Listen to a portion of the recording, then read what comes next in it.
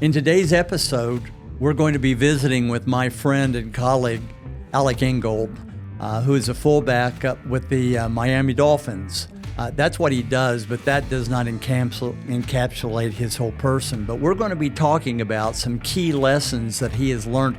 He's also going to be giving me some coaching about what I need to do to become a better leader. At Initiative One, we're igniting a leadership revolution by helping organizations eliminate the drama, improve decision-making, and win as a team. Join Dr. Fred Johnson on the Leadership Initiative podcast as we uncover insights to maximize your impact and transform your life. Welcome today to the Leadership Initiative podcast. I'm Dr. Fred Johnson. I'm the founder of Initiative One. I want to welcome my special guest today. He has become dear to me as a person. I called him the other day. We were having lunch the other day, and I said, he's like my little brother.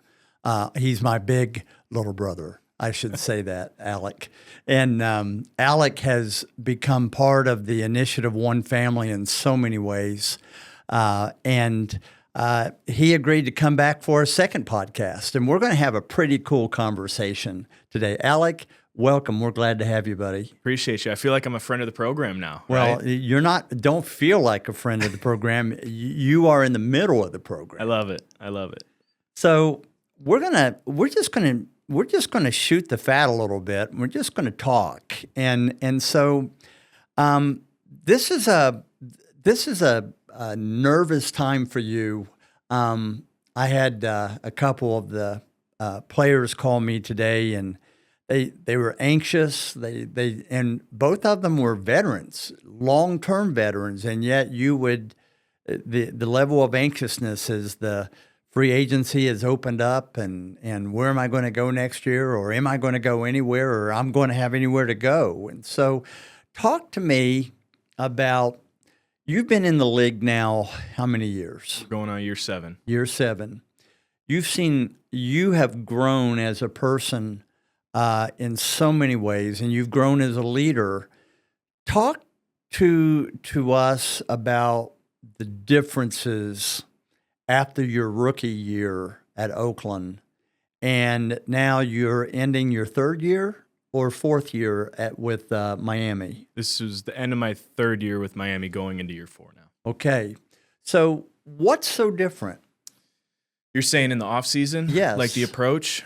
Man, I feel like when you're a rookie, you're 22, 23 years old, just trying to figure it out, right? You're trying to figure out who you are, the person that you are beyond the game of football. You're just kind of playing it out. I remember that would have been 2020. So obviously it was tough, tumultuous offseason, but I went back to Madison. Like, that's where I was. That's where my girlfriend was. Family's around there. And I was just kind of working out, going to the gym, playing video games a lot, and then I'd kind of get in the community here and there, but you're definitely just trying things. You don't really know what that full first offseason is going to look like for you. And now going into year 7, it's so routine. It's so, you have the time-blocked schedule. I got color-coordinated Google Calendar. You're doing things that are on purpose to you and what brings you joy and fulfillment in the offseason when you have that time and bandwidth, so that when you go back to the office, you go back to the building, you're being fully present where your feet are at, and you don't have to worry about all those things you wish you would have done in the offseason. You talk about, and we've had a lot of conversations about purpose. And when you're in the leadership field, you always hear the buzzwords. And you got a new set of buzzwords coming about every 3 or 4 years. Well, one of those buzzwords, but it's really not a buzzword at all, is the whole sense of purpose. A lot of times people think, oh, that's a touchy-feely, woo-woo word. But I have found that if I don't have purpose, given my personality and my off-the-chart energy level, I can get so bored. And I remember in the first half of my career, the first 15 years, every 2 to 3 years, I had to make a move because I just got so bored and so restless. And what I have found is my purpose, which is accelerating change. I've been doing this now in the same company with Initiative One for 26 years. Purpose for me grounds me and it gives me staying power. Talk about what is your purpose and what does when you're thinking of your purpose and you reach into that bucket, there's always a reason why you're reaching into that bucket. What does it do for you? Yeah, that's a great question. I think first off, I'm going to kind of try and break down how I define purpose or how I see that working in my life. I think purpose allows me to put on guardrails to the activities that I'm doing. You're talking about staying power. There's power in habits, routines, but it becomes mundane. It becomes everyday. It becomes this white noise that you're just kind of going through the motions. But if it's purposeful work, you're energized to do it. You're staying there. You're staying present. You're allowing for those residual effects, the compounding interest of all of your efforts on the same task, on the same mission. Might look a little bit different in what you're doing, but if it's on purpose, that compounding effect creates huge change. It creates huge impact. It creates huge community to be able to do something that you're so drawn to. Now, my purpose, Inspire Belief, is all about helping that next person, helping anyone who's listening right here, us in this room, I want to inspire people to believe in the best version of themselves.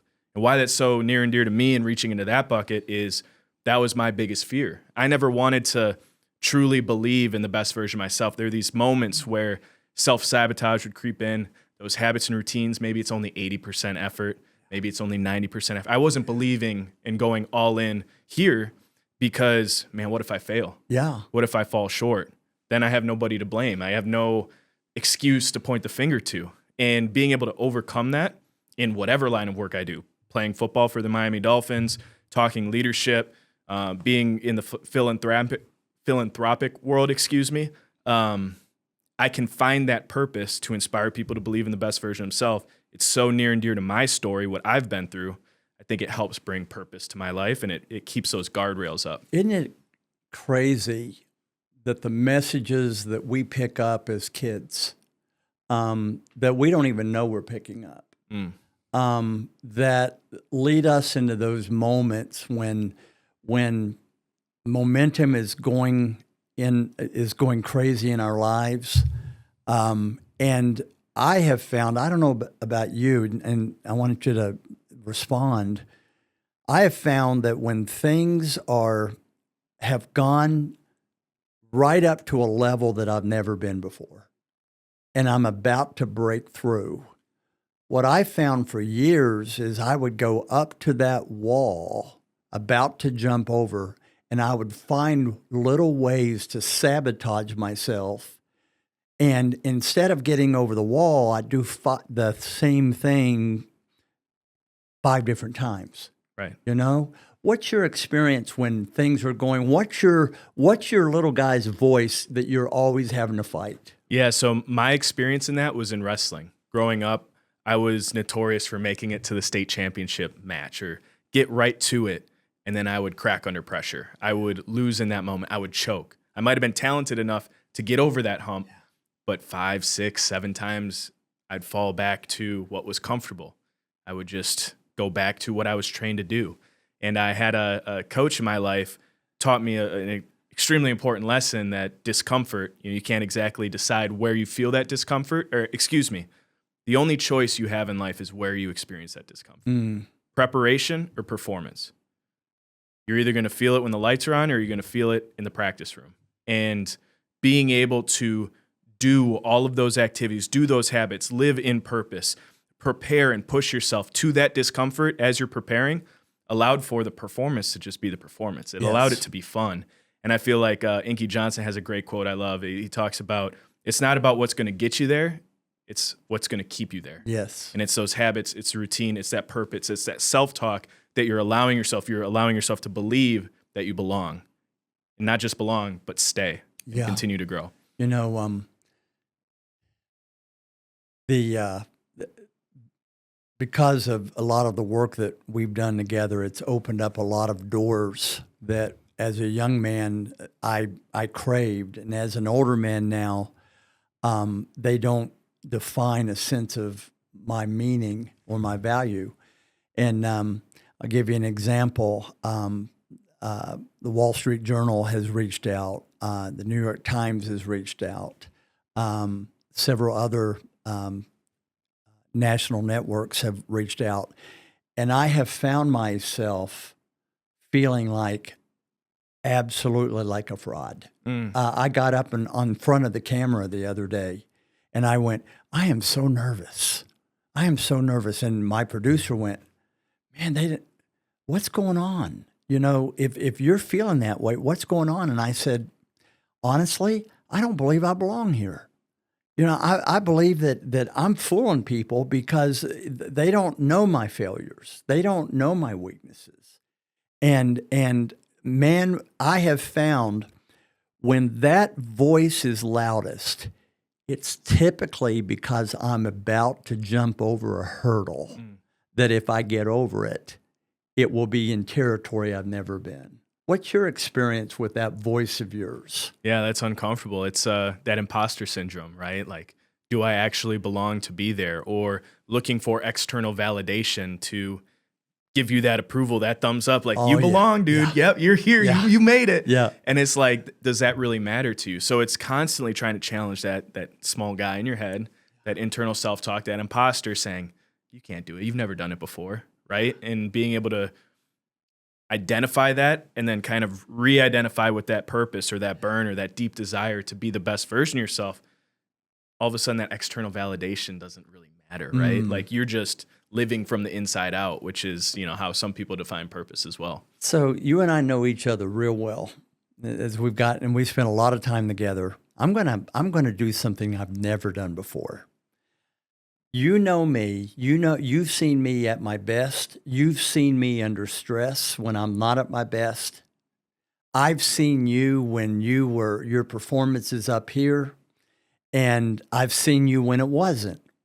So name that one thing for me that you would say, Fred, if you're going to grow your impact as a leader, one thing you need to stop doing. We think leadership is about learning about more stuff. My son Chris says leadership is not learning about more stuff. It's learning how to quit the stuff that has kept getting in our way. And so you want to start.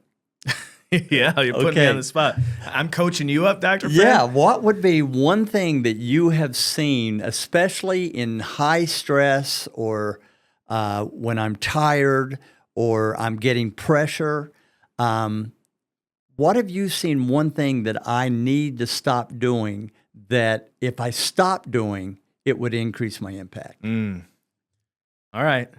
I'm imagining. You had a conversation with me about this one day. Yeah, I'm imagining this conversation. I'm putting myself in the moment, seeing you stress over things that you can't control. That'll get you. That'll get you. Because at the end of the day, like, you know, wherever you learn that tool or that, how empowering is that? How liberating is that? Yeah. I can't control that. Whatever somebody's response was, it might be on. It's not always about what I was bringing to the table. Yeah, So I remember I was negotiating, and it wasn't going as fast as I wanted. And you artfully sent me this text.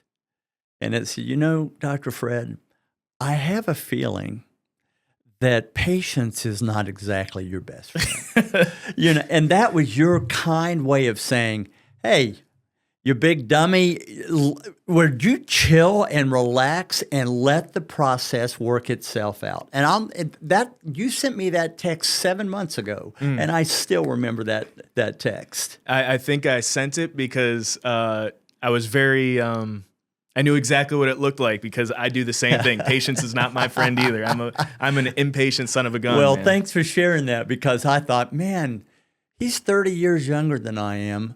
And he's already arrived at that, and I'm still struggling with it. No, not at all. We never arrive. All right. Coach me up now. All right. So I'll never forget, we were out on the field, and Tua throws a long bomb. And it was about a 62-yard pass. You remember that? It was in training camp. And you got to 61 yards. when the pass is intended for 62 yards and your hands get to 61 yards, what happens, Alec? Man, body language is tough. Body language. I speak through body language. I wear my heart on my sleeve, and it's not always good signals I'm sending out. That's So for I'm sure. on the other side of the field watching you, and I'd never seen this before from you. And when you missed that ball, and I mean, you dove and missed it by inches, and you walked that long 60 yards back to the huddle.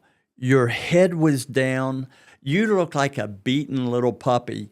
And the reason you look like a beaten little puppy is the person who was beating you was yourself. You were beating yourself up. And I'll never forget, I waited a couple of days because we didn't know each other real well at that point.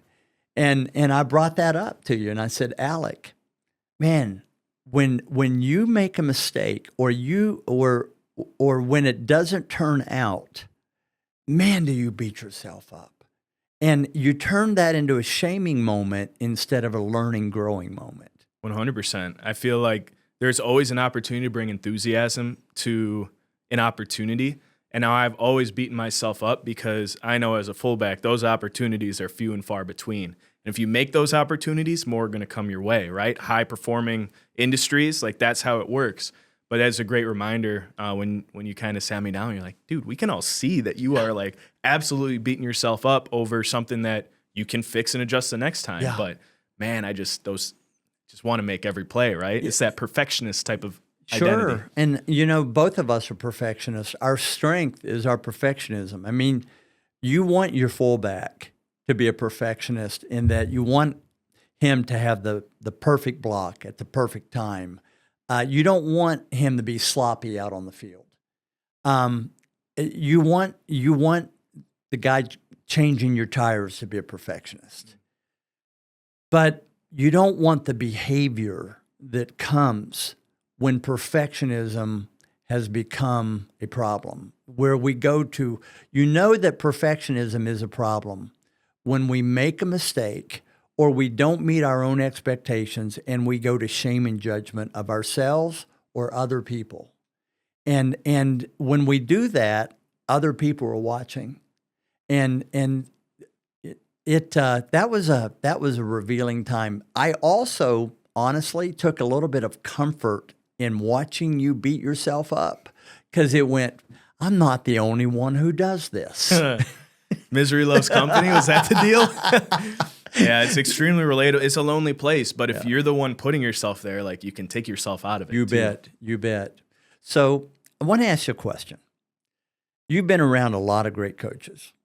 You've been around a lot of ineffective coaches. What when you think of all the great coaches that you have worked with that have had not only transformational impact upon you as a player and an athlete, but made a bigger impact upon you in life. Who think about that person? I'm not asking you to name names, but think about that coach who had the deepest impact, and what lessons would you take away from that as a leader? Yeah, so I think the most impactful coach I've ever been around was so challenging, like unbelievably challenging, like pushing you to the absolute brink of your capabilities. Did it make you mad? Oh, frustrated, stressed, anxious, all those feelings. And you're just going through it like, I know coach can see it. I know I need to do this. They're trusting me. I need to accomplish this. And then they find the right time to uplift you as a human being outside of the execution and reaffirming and talking to you the way that you need to hear some messages in the right time gives you enough confidence to be like, I can do this. Wow. So I'm hearing you say that the most impactful coach for you mastered accountability, the balance between pushing and praising. And they've got to be a balance. Yep. So flip side. Those coaches that don't want to challenge you. Like, I need that challenge, right? So there's a coach I'm thinking of that just kind of let everybody skate by. And whatever you did, there was going to be like, oh, I can see some sort of reason for that. And we didn't succeed well in that room that year. And I don't think that I felt that challenge or that innate sense to just like, Why do you think that coach backed off at the moment when he had the opportunity to challenge and to push and shape you? I'm not sure. I think it might be, the feeling or the emotion of the room, and not wanting to have an explosion of personalities and alphas just coming at each other, and then you lose that entire community, that connection, right? So I feel like that might have been it, but it was a tough season to go through that back in the day and just not feel like we did what we were capable of doing. Yeah, I have found that when coaches back off of that moment, it's often because they're scared of conflict. They're scared of discomfort. They give their power to the other person who's going to get upset with me. It's amazing when you start being true to yourself and you know that your value can't be diminished, and that someone else's disrespectful behavior doesn't mean you have to be disrespectful of yourself. 100%. That's good stuff, man. We've come to the end of our time, but I knew that you and I would when we talk, it just flies. It's just you're a joy to me, and I love it. As we conclude, the thing I love about you is that you're always seeking excellence. And you're always looking at yourself. You're not afraid to examine yourself. You're not afraid to acknowledge, man, this is a growth area. And you're an inspiration to me. You're an inspiration to so many people, Alec. And it's so good to have you, brother. I appreciate you. I appreciate leading by example, being coachable a little bit on the podcast here, and continuing to grow, man. That's what it's all about. Appreciate the time. Thanks, buddy. Thank you for joining us today in the Leadership Initiative. And hope you've enjoyed this time. He's a great guy to have, great person to be around. Consider it a real joy for him to be my friend. Thank you. I want to remind you, check out our think tanks. They're growing like crazy. We're having over 1,600 people every month because we're meeting some needs. And we'd love to have you become part of the Initiative One family. If you're not, go to our website, check us out. There's a lot to learn there. Thanks again for joining us, and we'll talk to you soon.